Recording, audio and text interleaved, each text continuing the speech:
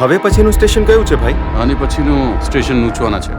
એ જ ગામ જ્યાં ડાકણ ઘૂસી આવી.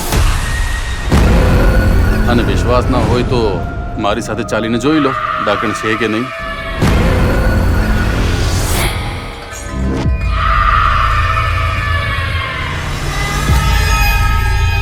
એક એક કરીને આખા ગામને નિશાનો બનાવી રહી છે અને તમારી પાસે કોઈ રસ્તો જ નથી. આપણે અત્યારે નુછવાના ગામના એ જ ખંડરમાં છીએ જ્યાં કહેવાય છે કે એ જ ડાકણનું ઘર છે. ભાઈ આ જગ્યા બરાબર નથી. ચાલ નીકળ અહીંયાથી. પાછી આવી છે ડાકણના ગામમાં અને હવે વધારે ખતરનાક થઈ ગઈ છે. જો કોઈ અડચણ થાય તો પણ આ પૂજા રોકાવી ના જોઈએ. ભૂત પિશાચની ઢાંકણી નિવારમ ઓમ પટ સ્વાહા.